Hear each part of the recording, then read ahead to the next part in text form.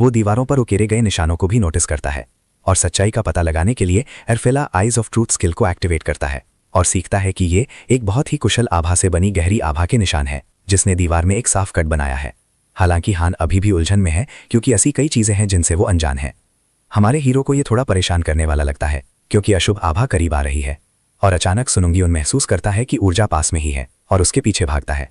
वो उसे पकड़ने के लिए पूरी रफ्तार से दौड़ता है और वहां वो जो देखता है वो उसे पूरी तरह से चकित कर देता है।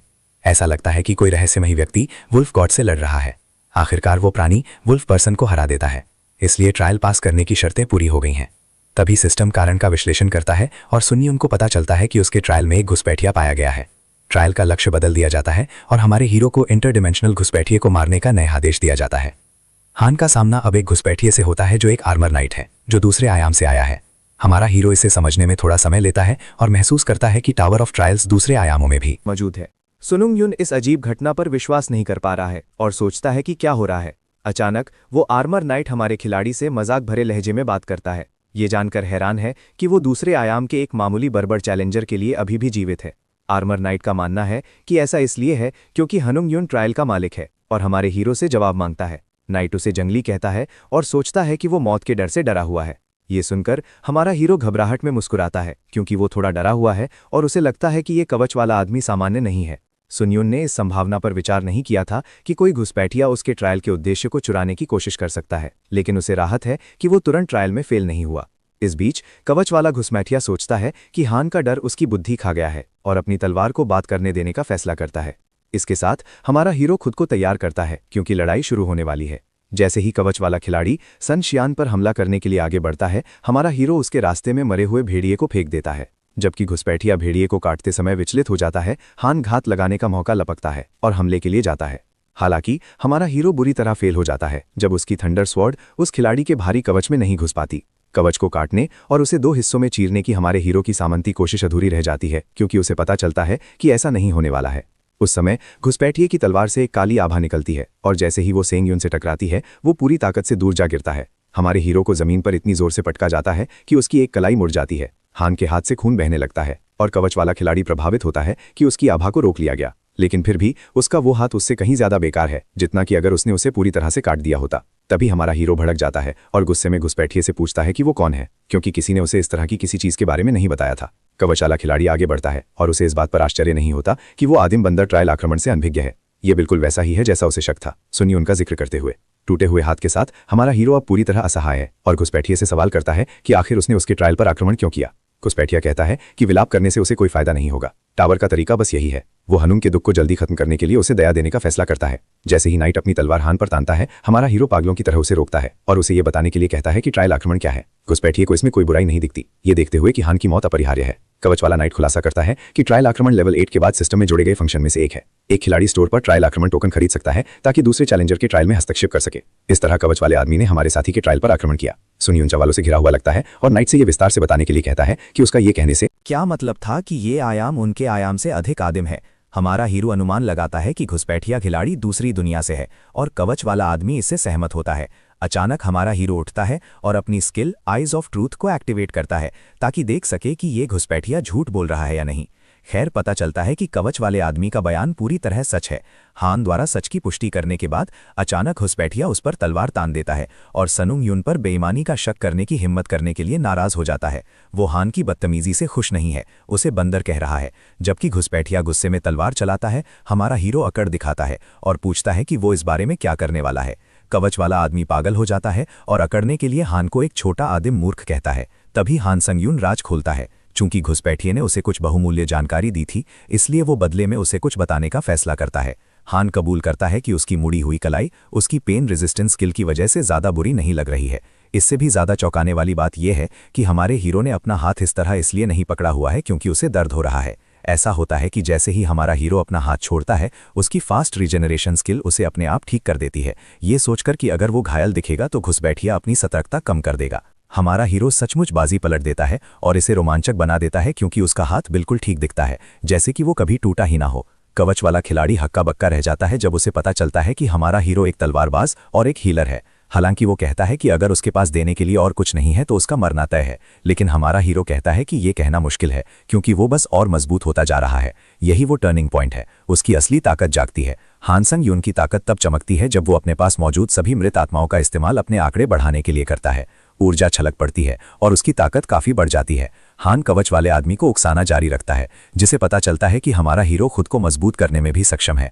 उस समय चीजें तब गंभीर हो जाती हैं जब हमारा hero assassin's cloak instant acceleration का इस्तेमाल करके आइटम स्किल एक्टिवेट करता है, जो उसकी मूवमेंट स्पीड को 15% बढ़ा देता है। ये घुसपैठिए को पूरी तरह से तबाह कर देता है जब वो सोचता है कि एक लेवल 5 का खिलाड़ी इतने सारे स्किल्स कैसे रख सकता है। इसे बकवास कहता है। इसके साथ सन यून कवच वाले आदमी के साथ लड़ता है क्योंकि उनकी तलवारें टकराती रहती हैं। लड़ाई तीव्र लगती है क्योंकि उनमें से कोई भी आसानी से पीछे नहीं हटता। हालांकि घुसपैठिया खिलाड़ी को एक बाधा का सामना करना पड़ता है क्योंकि आयामों में अंतर उसके वास्तविक आंकड़ों को सीमित कर रहा है। हमारा हीरो देखता है कि कवच वाला आदमी फिर से अपनी गहरी आभा का इस्तेमाल कर रहा है और वो तलवार के वार को 1 इंच से चकमा दे देता है क्योंकि वो लगभग हान को लग ही गया था। घुसपैठिया पागल गति के साथ एक बेहद मजबूत वापसी करता है, जबकि हमारे हीरो को महसूस होता है कि ये आभास स्किल एक उच्च स्तरीय क्षमता है जो गंभीर नुकसान पहुंचा सकती है। लेकिन सौभाग्य से सन यून के आंकड़े अब निश्चित रूप से उससे अधिक हैं और वो जानता है कि वो किसी भी जानलेवा वार से बच सकता है। लेकिन समस्या उसकी तलवार पर लगा वो लानती कवच है। हन का मानना है कि ये एक दुर्लभ आइटम है जिसे वो अपने वर्तमान लेवल पर काट भी नहीं सकता। ये कहकर हमारा हीरो अपनी थंडर स्वॉर्ड से कवच पर लगातार वार करने और उसे धीरे धीरे तोड़ने की योजना बनाता है। अचानक वो गहरी आभा गायब हो जाती है जब हमारा हीरो चतुराई से अपनी तलवार को कवच से टकराता है ताकि बिजली पैदा हो सके। तभी असली खेल शुरू होता है और घुसपैठिए के कवच पर बिजली गिरती है। जैसे ही कवच वाला आदमी दर्द से चिल्लाता है, सिस्टम सुंगयुन को सूचित करता है कि दुश्मन पर वार करने पर यूजर के पास बिजली गिरने का प्रभाव प्राप्त करने का 10% मौका होता है। हमारा हीरा मुस्कुराता है क्योंकि ये प्रभाव बिल्कुल सही समय पर हुआ है। केड एड्रैक्स फर्श पर बेजान पड़ा है और हनुंग यून खुश है कि उसका जुआ काम कर गया, जिससे उसका प्रतिद्वंद्वी पैरालाइज हो गया। कवच वाला चैलेंजर दर्द में कराहता है क्योंकि वो ये मानने से इनकार करता है कि वो महज 5वीं मंजिल के एक चैलेंजर से हार गया, ये सोचकर कि उसके पास इतने सारे स्किल्स कैसे हो सकते हैं। हमारा हीरो उसे खत्म करने का फैसला करता है क्योंकि वो उसे बताता है कि वो अपने कवच और स्किल्स पर भरोसा करने के लिए लापरवाह था। वो एक कदम आगे बढ़ता है, लेकिन केड उसे मारने से रोकने की कोशिश करता है और सुंगयुन जो कुछ भी जानना चाहता है उसका जवाब देने का सुझाव देता है। हालांकि हमारा हीरो उसकी बात सुनने से इनकार कर देता है और उसे चाकू घोंप देता है, जबकि वो उसे कोसता है, उसे जंगली कहता है। भले ही सुनयुन हत्या के प्रति सुन हो रहा है, फिर भी वो हर बार ऐसा करने पर असहज महसूस करता है और इसे एक समस्या के रूप में सोचता है। टावर ऑफ ट्रायल्स की 5वीं मंजिल को साफ करने पर सिस्टम उसे बधाई देता है और हमारा हीरो कैड्रैक्स की आत्मा को सोख लेता है। जैसे जैसे उसकी प्रोफिशिएंसी 15% बढ़ती है, सुनयुन को राहत महसूस होती है क्योंकि वो लगभग उसकी आत्मा को नहीं सोख पा रहा था। ये सोचते हुए कि रिवॉर्ड मैसेज क्यों नहीं आ रहा है, हमारे हीरो को इस ट्रायल की कठिनाई के रिवॉर्ड्स के अनुपात में नहीं होने के बारे में सूचित किया जाता है। सिस्टम सभी रिवॉर्ड्स के मॉडिफाई होने और उसके द्वारा अभी प्राप्त किए गए स्किल्स का खुलासा करता है। वो पूरा होने के रिवॉर्ड के रूप में 75,000 पॉइंट्स और अतिरिक्त 3500 पॉइंट्स के साथ 3 लैसरेशंस है। सुनयुन की सी रैंक अब ए रैंक से बदल दी गई है और हमारा हीरो इस बारे में खुश है क्योंकि अब वो जानता है कि घुसपैठिया नाइट वास्तव में कितना मजबूत था। हमारे हीरो को उसकी सभी चोटों और असामान्य स्थितियों के ठीक होने और लीडर बोर्ड पर उसकी जानकारी अपडेट होने के साथ 6ठी मंजिल की लॉबी में प्रवेश करने के बारे में सूचित किया जाता है। जैसे ही सुनयुन इन्वेंट्री खोलता है, वो डायमेंशनल आक्रमणों के अस्तित्व के कारण अपनी सतर्कता कम न करने का फैसला करता है। ये सोचते हुए कि क्या उसे अपना सवाल वाउचर 8वीं मंजिल पर पहुंचने तक बचाकर रखना चाहिए, हन वैसे भी इसे इस्तेमाल करने का फैसला करता है। सिस्टम हमारे हीरो को अपना सवाल लिखने का निर्देश देता है और एक एडमिनिस्ट्रेटर उसके सवालों का जवाब देगा। सुनयुन, जो अभी भी उलझन में है कि फ्लोर आक्रमण क्या है और क्या आक्रमण होते ही उसे सतर्क किया जा सकता है या नहीं, सवाल भेजे जाने के बाद जवाब तुरंत आता है जिसमें पता चल है कि फ्लोर आक्रमण एक ऐसा सिस्टम है जहां आप एक चैलेंजर के ट्रायल पर आक्रमण कर सकते हैं जब वो पहली 10 क्लास के भीतर हो। हालांकि आप विशेष ट्रायल जैसे कि संयुक्त ट्रायल में हस्तक्षेप नहीं कर सकते, और ये एक ऐसा सिस्टम है जिसे आप 8वीं मंजिल पर प्राप्त करते हैं, जिसका अर्थ है कि वो वर्तमान में इसका उपयोग नहीं कर सकता है। हमारे हीरो को पता चलता है कि ये एक क्लाइंबिंग ब्रेकर है और उसे पता चलता है कि वो अपनी वर्तमान मंजिल पर इसके बारे में जानकारी प्राप्त नहीं कर सकता है।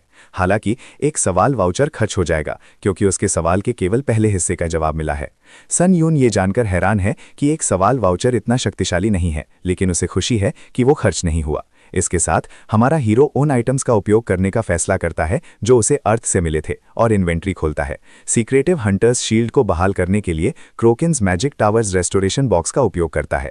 प्रदर्शन उसकी उम्मीदों से कहीं अधिक है और सन यून एक सफाई पत्थर का उपयोग करता है क्योंकि उसे याद आता है कि कैसे उसने सोचा था कि ये पैसे की बर्बादी है, जब तक कि वो इसका उपयोग नहीं करता, शर्मिंदा महसूस करता है। छठी मंजिल के ट्रायल तक का समय 1 घंटा 12 मिनट है, इसलिए हान ट्रायल लीडर बोर्ड और कम्युनिटी बोर्ड पर नजर डालने का फैसला करता है। 5वीं मंजिल के लीडर बोर्ड पर हमारा हीरो तीसरे स्थान पर है और ये उसे सदमे में छोड़ देता है क्योंकि वो रैंक 16 से बहुत ऊपर चला गया है। सन यून सोचता है कि क्या वो निरंतर पायोनियर का लाभ प्राप्त करने के करीब पहुंच रहा है और 8वीं मंजिल पर पहुंचने पर उसे क्या मिला ये जांचने का फैसला करता है। सिस्टम हमारे हीरो पर एक मनोवैज्ञानिक स्किल बेचने के बारे में नोटिफिकेशन की बौछार करता है जो हत्या और लूटपाट में बहुत मदद करती है। साथ ही यदि आपके पास मनोवैज्ञानिक प्रतिरोध स्किल है तो आप हत्या, लूटपाट और विश्वासघात से संबंधित चीजें हासिल करने में सक्षम होंगे। साथ ही शानदार रिवॉर्ड्स भी प्राप्त करेंगे। वर्तमान चैट पढ़ते हुए सुनिन योन हत्या से संबंधित उपलब्धियों के बारे में 2 चैलेंजेस के बीच बहस देखता है। हमारे हीरो को स्थिति अराजकता से भरी लगती है क्योंकि वो चीजों के अव्यवस्थित तरीके को देखता है और सोचता है कि क्या हो रहा है। जैसा कि वो इस मनोवैज्ञानिक प्रतिरोध स्किल के बारे में विचार करता है जो अभी सक्रिय रूप से बेची जा रही है, सुनिंग यून को लगता है कि ये 2धारी तलवार की तरह ही है। हालांकि मनोवैज्ञानिक झटके को नकारने का इसका प्रभाव ही सब कुछ है। हमारा हीरो अच्छी तरह जानता है कि मनोवैज्ञानिक दर्द को मिटाने के लिए इस स्किल का उपयोग करके किसी को कभी कोई समस्या नहीं होगी। जब कोई उसे उस कमीने के बारे में सूचित करता है जिसने उन्हें चौथी मंजिल पर जानकारी दी थी और अपना नाम बदलकर प्रिंसेस सुई कर लिया था। हालांकि ये हंटर्स के बीच एक प्रतिस्पर्धा है, हमारे हीरो को लगता है कि वे वास्तव में कह रहे हैं कि उन्हें उसे मार देना चाहिए। सन यून को वो चैलेंजर याद आता है जिसने चौथी मंजिल की लॉबी में मूड खराब कर दिया था क्योंकि उसे लगता है कि उसने जानबूझकर ऐसा किया ताकि हर कोई प्रतिस्पर्धी महसूस करे। हमारा हीरो अभी के लिए इस नाम को याद रखने का फैसला करता है और फिर सिस्टम उससे पूछता है कि क्या वो छठी मंजिल के ट्रायल को हार्ड कठिनाई लेवल के साथ स्वीकार करेगा और ट्रायल का उद्देश्य 50 मिनट के समय के भीतर जीतना है। पिछली शर्तें समय सीमा के भीतर आसपास के टाइल्स में से एक पर कब्जा करना है और इसके विपरीत फेल होने की शर्तें चैलेंजर की मृत्यु या समय समाप्त होना है। ट्रायल के रिवॉर्ड्स में एक रैंडम चुना गया बॉक्स बी शामिल है और विफलता की सजा मृत्यु है। सुन यून को फिर छठी मंजिल पर ट्रांसफर कर दिया जाता है जो एक महासागर की तरह दिखता है और उसे उसकी टीम के आवंटन के पूरा होने के बारे में सूचित किया जाता है। सिस्टम अपनी टीम के साथी के साथ सहयोग करने और ट्रायल पूरा करने का सुझाव देता है। हमारा हीरो जो इंतजार कर रहा है चिंतित दिखता है जब उसका टीममेट बाहर नहीं आता है, लेकिन तभी उसके ठीक ऊपर एक भाला दिखाई देता है और वो तुरंत भाले को पकड़कर एक तरफ हट जाता है। भाले के साथ एक आदमी भी बाहर आता है और ऐसा लगता है कि वो जानबूझकर हन पर हमला कर रहा था, जिससे वो सोचने पर मजबूर हो गया कि वो क्या और क्यों कर रहा है। वो आदमी अपने कार्यों को ये कहकर सही ठहराता है कि टीम के साथी की हत्या करना उपलब्धियां हासिल करने का सबसे आसान तरीका है।